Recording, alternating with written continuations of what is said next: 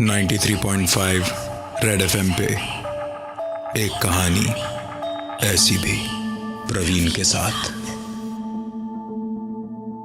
राजीव की पिछली 12 horror stories की किताबों ने बहुत अच्छा बिजनेस किया था।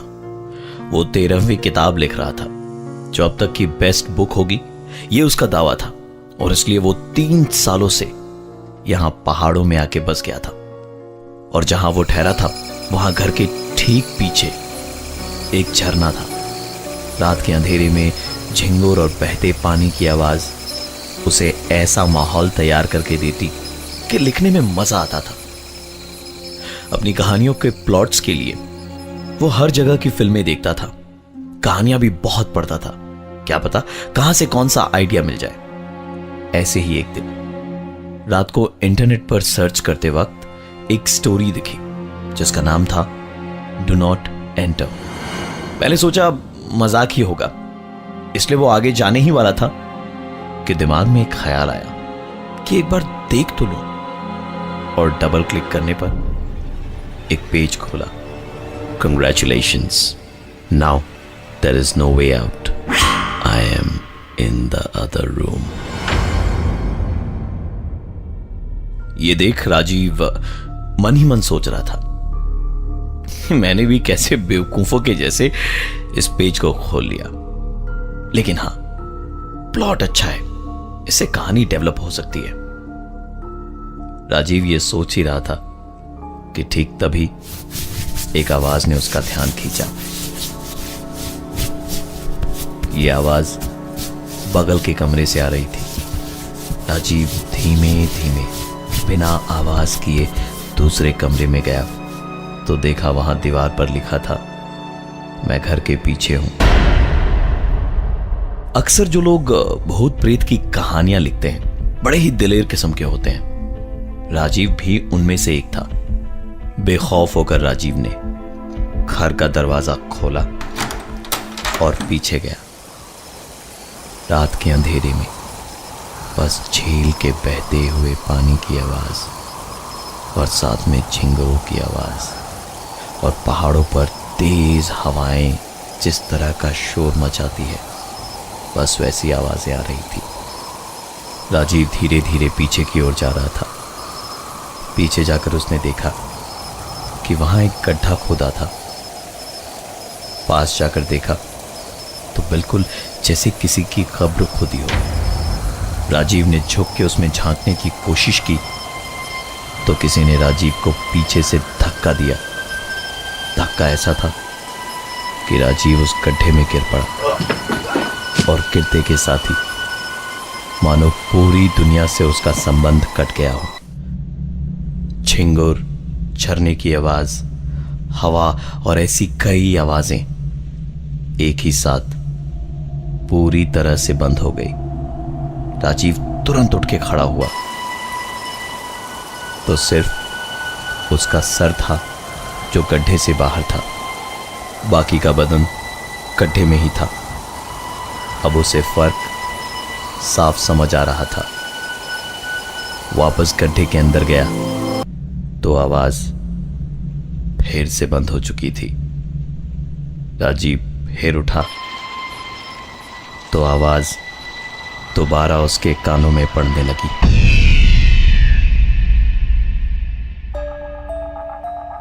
93.5 रेड एफएम पे एक कहानी ऐसी भी, प्रवीण के साथ।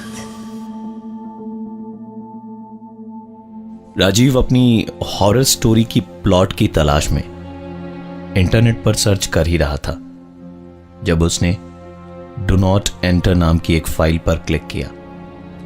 इसे क्लिक करने के कुछ देर बाद ही दूसरे कमरे से आवाज आई। वहां जाकर देखा तो दीवार पर लिखा था, मैं घर के पीछे हूं। घर के ठीक पीछे एक कब्र बनी हुई थी जिसमें किसी ने राजीव को रात के उस अंधेरे में धक्का दिया। बड़ी मशक्कत के बाद वो वहां से निकला तो सामने एक कुत्ता पूरी तरह राजीव को देखकर गुर्रा रहा था। इससे पहले कि राजीव कुछ कर पाता, उसने राजीव पर झपट्टा मारा और सेल्फ डिफेंस में राजीव ने वहां पड़ी लोहे की रॉड से उस कुत्ते को पूरी तरह से मारा और तब तक मारा जब तक वो मर नहीं गया।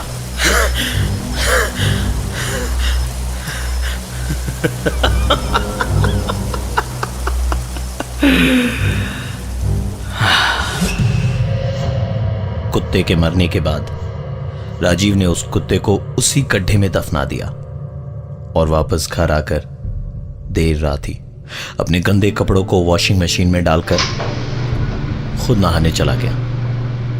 एक अजीब सी खुशी थी राजीव के चेहरे पर। उसे लग रहा था कि उसका नया प्लॉट अब धीरे धीरे अपने आप तैयार हो रहा है कि तभी दीवार पर एक आवाज सुनी।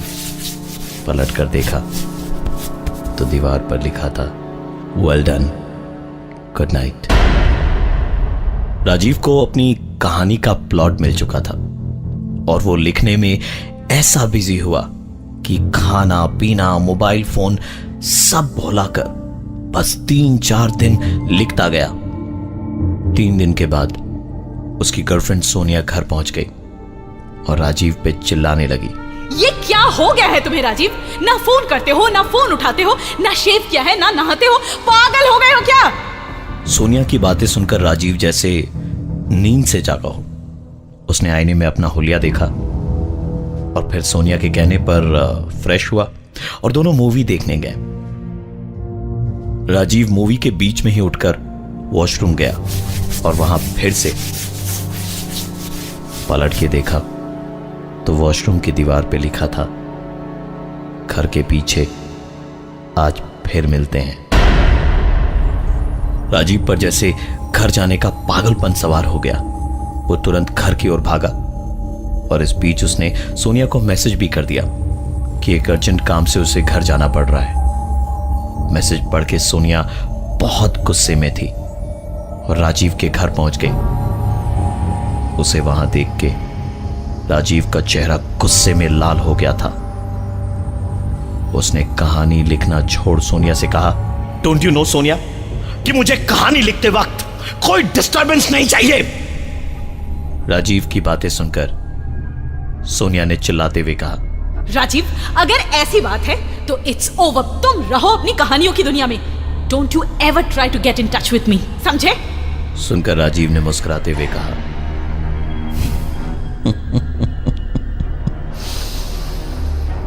Nobody would keep in touch with you anymore। और इतना कहते कहते ही उसने फ्लावर वास उठाकर सोनिया के सर पे जोर से दे मारा।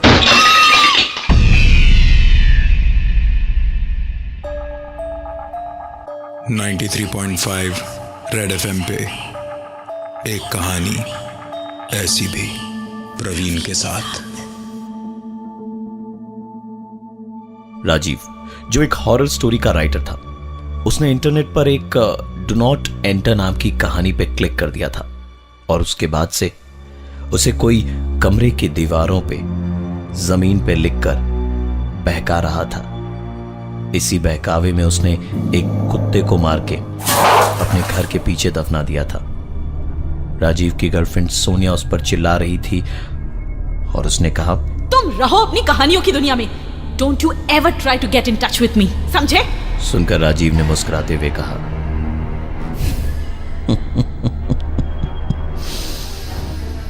Nobody would keep in touch with you anymore। और इतना कहते कहते ही उसने फ्लावर वास उठाकर सोनिया के सर पे जोर से दे मारा और तब तक मारा जब तक कि सोनिया की पूरी तरह से सांसें नहीं रुक गई। सोनिया के शरीर को घसीटते हुए वो घर के पीछे वाले हिस्से में ले गया और गड्ढा खोदकर उसने सोनिया की लाश को गड्ढे में दफना दिया। राजीव के चेहरे पर वो खतरनाक मुस्कुराहट वापस आ गई थी जो कहानी बीच में ही रुक गई थी। अब उसे आगे बढ़ाने का वक्त आ गया था। घर में घुसकर उसने पहले पूरे घर को साफ किया और उसके बाद नहाने गया। वो नहा ही रहा था कि उसके कमरे का फोन बजा।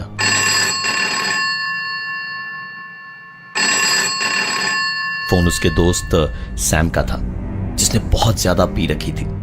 उसने राजीव से कहा कि वो इतने नशे में है कि घर नहीं जाना चाहता। तो राजीव ने कहा, यार तेरा ही घर है, आजा। सैम जब राजीव के घर आया तो राजीव ने उसे बताया कि मेरे इस घर में भूत है जो मुझे मेरी कहानियों का प्लॉट बताता है। सैम नशे में था, इसलिए ऐसी बातें सुनकर हंसने लगा। राजीव ने कहा, तुझे यकीन नहीं ना, तो चल मेरे साथ, देख दूसरे कमरे में दीवार पर क्या लिखा है। दोनों उस कमरे में गए जहां दीवार पर लिखा था, इसे यहीं मार दो। सैम और भी जोर जोर से हंसने लगा। तो राजीव ने कहा, तू पहला है यार जो ऐसे हंस रहा है। वो कुत्ता तो मुझे काट ही डालता। और सोनिया, उसने भागने की बहुत कोशिश की, पर मैंने जाने नहीं दिया। चली जाती तो मेरी कहानी का क्या होता? बीच में ही अधूरी तो छोड़ नहीं सकता ना यार, इसलिए उसे भी ना मुझे मारना पड़ा। अब ऑर्डर आया है तुम्हें मारने का, तो सॉरी यार, अब तुझे भी मरना पड़ेगा।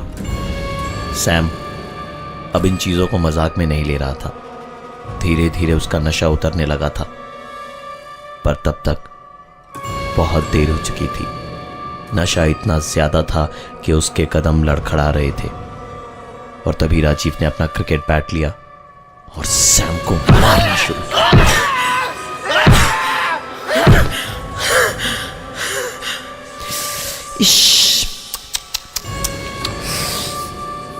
ओहो हो, कितना खून बह रहा है यार। चल तुझे नहला दूं, उसके बाद मेरी गर्लफ्रेंड और उस कुत्ते के साथ तुझे भी सुला दूंगा। इतना कहकर राजीव लाश को खींचता हुआ बाथरूम में ले गया। और सैम की लाश को वो धो ही रहा था कि कमरे से आवाज आई।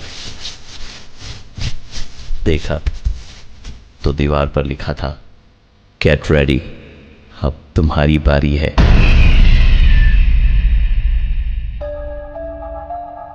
.5 रेड एफएम पे एक कहानी ऐसी भी, प्रवीण के साथ। राजीव हॉरर स्टोरीज लिखता था और इंटरनेट पर उसने एक लिंक पे क्लिक किया था जिस पर लिखा था, डू नॉट एंटर। इसके बाद शुरू हुई कई घटनाएं। दीवार पर लिखा था, get ready, it's your turn now. Rajiv ने इसके पहले दीवारों पर लिखी ऐसी ही चीजों के कारण अपनी गर्लफ्रेंड, अपने फ्रेंड सैम और एक कुत्ते को मारा था।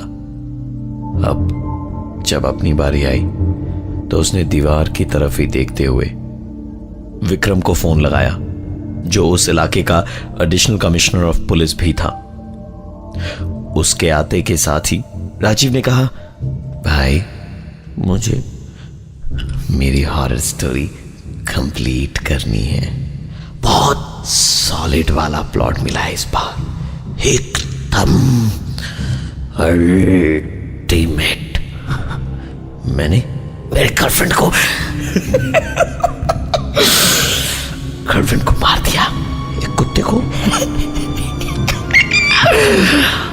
उसे भी मार दिया, और इन दोनों की डेड बॉडी घर के पीछे दबा दी है। थोड़ी देर पहले सैम को भी मार दिया। लेकिन इस प्लॉट को कंप्लीट करने के लिए मुझे खुद को मारना पड़ेगा। मैं खुद को कैसे मार सकता हूं? तो मैंने तुझे बुला लिया है ना, ये ले मेरी बंदूक और मुझे मार दे प्लीज, मुझे मार दे, मुझे मार दे। विक्रम ने कहा, मुझे 1 मिनट दे, मैं अभी बाहर से आया। बाहर जाकर विक्रम ने पुलिस फोर्स को इस ठिकाने तक आने को कहा और साथ ही एक एम्बुलेंस को भी। विक्रम अंदर गया तो देखा राजीव खुद कमरे की दीवार पर कुछ लिख रहा था। उसने कहा, राजीव ये क्या कर रहे हो? तो राजीव ने कहा, एक्चुअली मरना तो मुझे था, पर अब देखो ना, दीवार पर उस आत्मा ने, हाँ, उस आत्मा ने लिखा है कि पहले इसे मार दो। तो विक्रम, I'm sorry, अब तुम्हें मरना पड़ेगा। इतना कहते हुए राजीव ने उसके पास रखी बंदूक विक्रम पर तान दी और सेल्फ डिफेंस में विक्रम को राजीव पर गोली चलानी पड़ी। गोली बहुत नजदीक से चली थी, इसलिए राजीव के बचने की कोई गुंजाइश नहीं थी। अब पुलिस जब मौके वारदात पे पहुंची तो राजीव ने जो बातें विक्रम को बताई थी उसके अनुसार घर के पीछे वाले हिस्से में खुदाई हुई और वहां से 2 लाशें मिली। घर के बाथरूम से सैम की लाश बरामद हुई। तहकीकात में जब विक्रम ने राजीव के कंप्यूटर की तलाशी ली तो इंटरनेट हिस्ट्री में बहुत सारी वेबसाइट्स थी। एक एक करके उसने सारे पेजेस चेक किए और एंड में वो पेज मिला जिसका जिक्र राजीव ने किया था। उस पेज के टॉप में लिखा था, डू नॉट एंटर। विक्रम ने सारी बातें जानने के बावजूद उस लिंक पर क्लिक किया। स्क्रीन पर अब नेक्स्ट मैसेज था, Congratulations, now there is no way out. I am in the other room. मैं हूं प्रवीण और ये थी आज की एक कहानी ऐसी भी।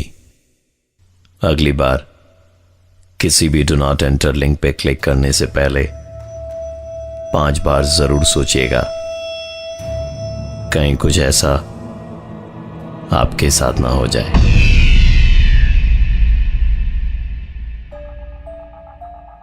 .5 रेड एफएम पे एक कहानी ऐसी भी, प्रवीण के साथ। 93.5 रेड एफएम बजाते रहो।